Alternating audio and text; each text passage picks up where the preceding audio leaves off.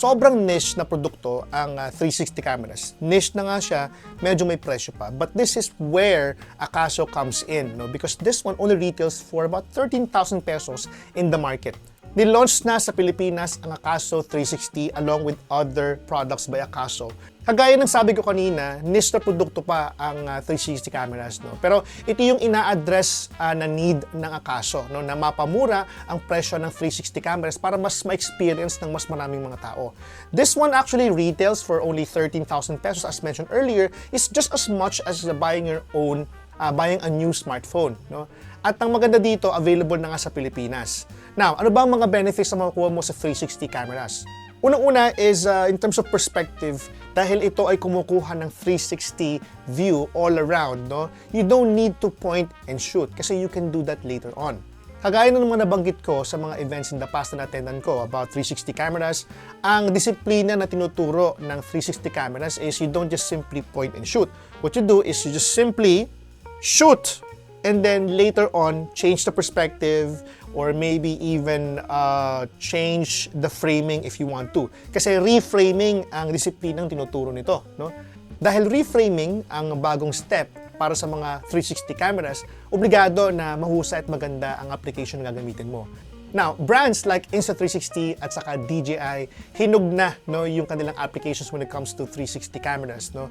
Now, ang Akaso rin ay merong ganitong klase na application, no, which would allow you to also reframe your videos. Pagdating naman sa quality at features, I have yet to experience everything about the Akaso 360, but so far in my 2 days of using it, it has been very, very promising.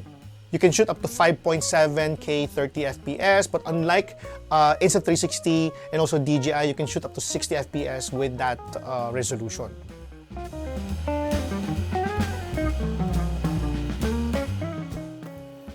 So today is going to be another day to go around Barcelona. We're here for the official launch of a smartphone from Oppo. And again, special thanks to Oppo for bringing us here. Pero syempre, meron akong opportunity ngayon to take this 360 camera around. This is the Akaso 360. It's an affordable alternative to the mainstream 360 cameras in the market right now. As I mentioned earlier, this product is a little bit cheaper because this one is only less than 20,000 pesos, but you get to experience a lot of features that you would normally experience on other mainstream products like from Insta360 and DJI. Pero sa mga gusto ko dito is that when you buy this, it already includes 2 extra batteries apart from the one inside the 360 camera, and that actually gives a lot of value for your money. For less than 20,000 pesos, it's really hard to look for something that already packs extra batteries, especially on a 360 camera.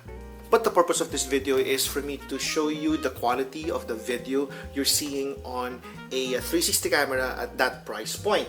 And at the same time na rin para makita nyo yung ganda ng Barcelona, Spain. Okay, so I'm now using the Akaso 360.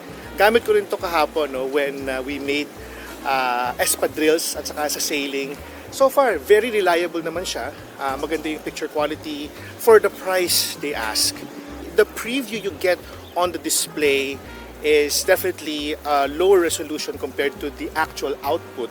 Now, if there are things that they need to improve on the Akaso 360 is yung brightness ng preview display. It's not as bright as you wanted it to be, no? And at the same time, yung battery niya siguro kailangan na i-improve. And that is the very reason why I appreciate that they included 3 batteries when you buy an Akaso 360, at least for the more expensive variant of it. Now, so far as I mentioned, in terms of performance sa low light, okay na, a little bit grainy.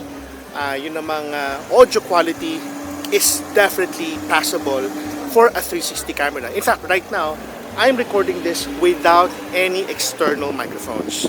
Now, in terms of external microphones, I haven't found a way to actually put a Bluetooth microphone on the Akaso 360. There seems to be no way for me to do that.